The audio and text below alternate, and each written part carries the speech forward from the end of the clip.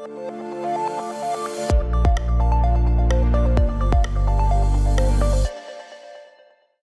there. Hi, nice to see you all. Thank you for the intro, JP. Just to give you a little bit of background on myself, I think that hopefully the slides will come up soon. My background is originally from big data into digital advertising and into payments, so over the last 25, 30 years. And my talk today is about what I see as the future of payments. So if we can go to the next slide, please. So I think that quantum computing is going to make a huge effect on payments, and I'll tell you more about that later. I'll go over the types of payment that we currently use and where I see the future for each of those. The dangers, both with payments, with identity, and then looking at what's happening in China, because I think that maybe gives us a lead. What's happening in the US with something like metaverse, which is a very new term, I guess, for a lot of us. And then also I want to talk about what I think we should do in Europe. So if you can go to the next slide, please. I'm also going to give myself a get out of jail free card by saying that other people have made predictions and have been pretty wrong. So Mr. Watson at IBM said that there was going to be enough, only 5 computers going to be sold globally. And that was in 1947, I think. So that was incorrect, obviously. And also Western Union said the telephone really wasn't of any use to them. So I'm making my predictions, and I may be as poor as some of those, but we'll give it a go anyway. If we go to the next slide, please. So quantum computing, why is it important? Well, Garry Kasparov, who was the world champion in chess in '97, I think it was, he got beaten by Big Blue, the IBM computer. After a few attempts, it wasn't the first time. That computer was doing calculating 200 million moves per second. In 10 years' time, we're believed to be told that that would be 1 trillion moves per second with quantum computing. That's 5,000 time growth of transactional power. It will have a huge effect on us in all areas of our lives, and also the cloud, etc.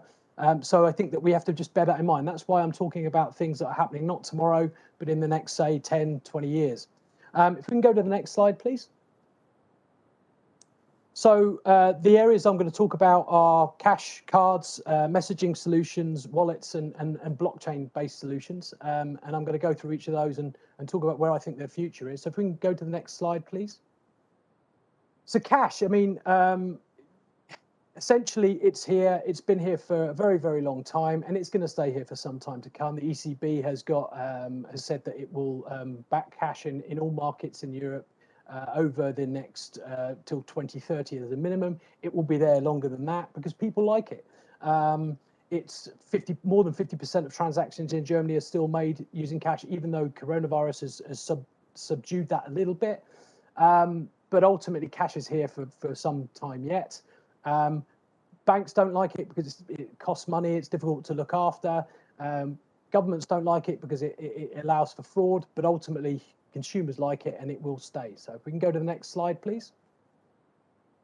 So cards, I mean, cards are, I've only put, in the US side, I've only put Visa and MasterCard. I could have put Amex, I could have put Diners, I could have put many other card schemes on that side. I put Apple Pay there because they're using the card scheme rails to do their transactions.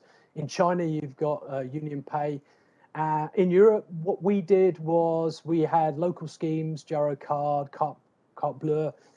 But the good news is that the EPI is bringing out, trying to standardize a card solution on the SEPA rails, on the single European payment rails. And essentially that is what we require in Europe to enable us to compete with the Americans and the Chinese. It needs to start as a European solution and it needs to then grow to a global solution. And that's what the EPI are trying to do.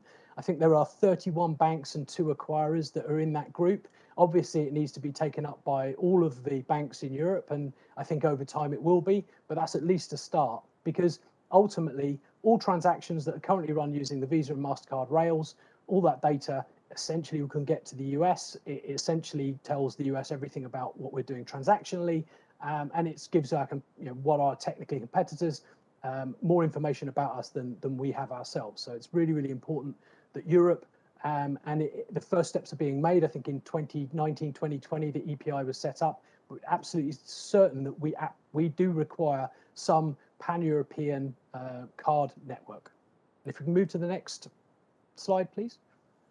So we also have electronic payment networks. SWIFT has been around for many, many years, was a little bit hamstrung by its simplicity. It was only one message, could only convey one debit, credit, etc. ISO 20022 enables that messaging to become more transactional, more multi-messaging, and so that's very important.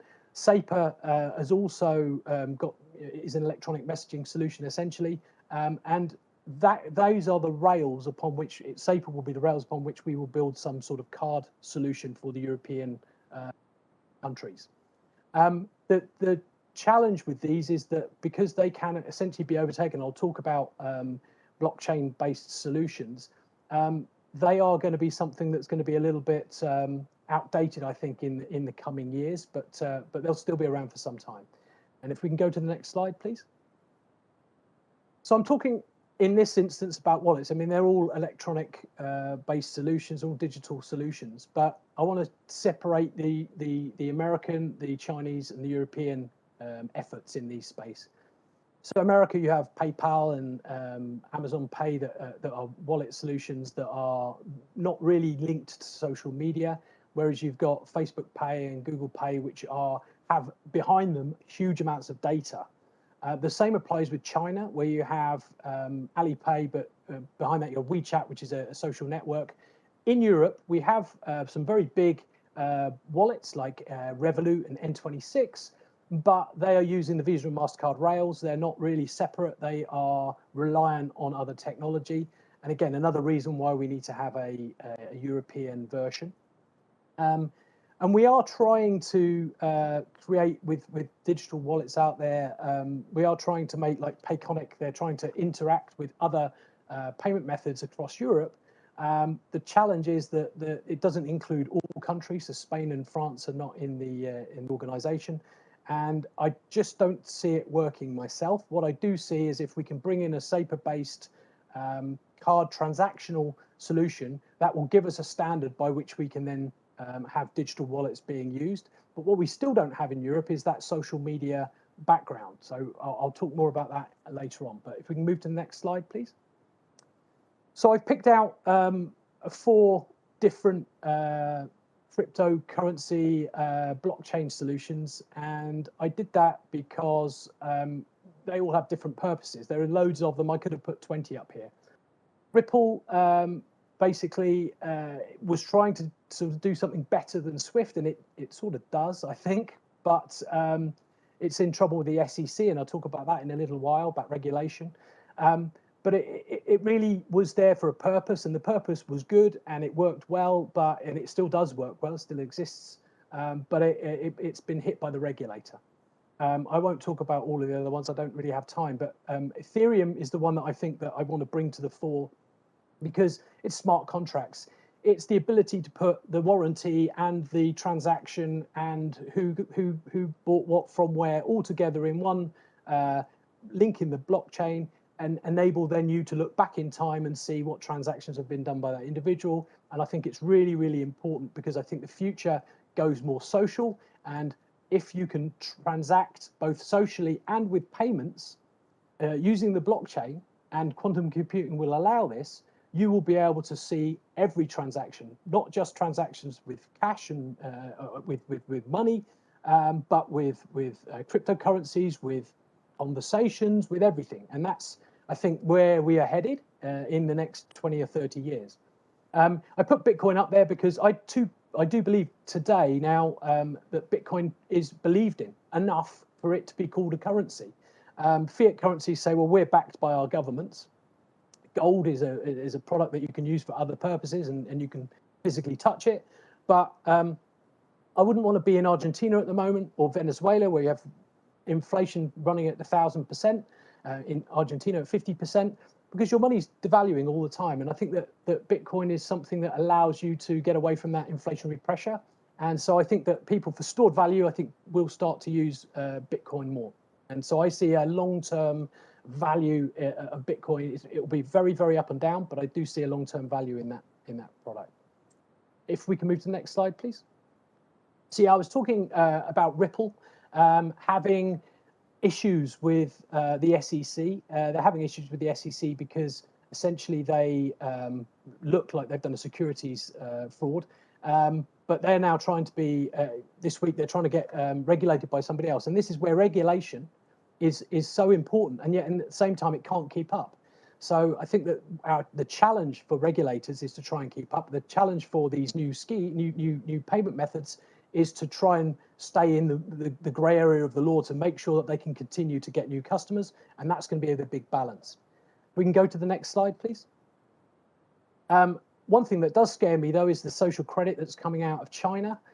You get positive score for doing positive things like buying Mao's Red Book, and you get negative scores for gambling. But it also then in your future life will affect you, and it could happen to us as well. It affects, can you get your kid into a certain school? Can you get into a certain hospital? Because your credit score or your social score is not very good. This is a very worrying trend, and it's something that we have to be aware of. And I'll move to my next slide now, please. So I see that Chinese social system already here with Meta, which is what Facebook used to be called. Old people use Facebook, young people use Instagram, it seems, but they've got all our data. They know more about us than we know about ourselves in many ways. You could say the same of Alphabet, of Google, Amazon. I didn't put Apple up there, but I should have done. And then you've got nothing in Europe. There's no equivalent to any of these things in Europe. There is in China, but not in Europe. And I think that is something that we need. The nearest thing we've got, I think, is Spotify, but that's only music. If we can move to the next slide, please. So I see what you see in China with Meta, with the social scoring. I see Meta being able to do when it gets more into payments, and it knows more about us than your bank. Your bank will know your passport, your utility bill, and where you live. Facebook and Meta know everything. So I find it a bit scary. It could add with something like an Ethereum backbone. It could essentially look at every transaction you make in your life, financial, social, etc., and be measuring you, and therefore giving you access or no access to different levels of interest rates, different social housing, whatever it might be, could all be built through that methodology, and quantum computer will give it the power to do so. If you'd like to move to the next slide, please. Yeah, Europe. What next for Europe? Well, essentially, we have to have a card scheme in Europe, which gives us the rails then to do the digital wallets in a better way that's more inclusive. We have to take that card scheme globally so that we have then touch in other parts of the world. And I think we also have to find a way of getting a social network for Europeans, built by Europeans, with data from Europe, in Europe. And for me, that's the biggest hurdle. And I'm not sure we're able to make it. That's the end of my session. I don't know if there's any questions or if anyone would like to ask me anything.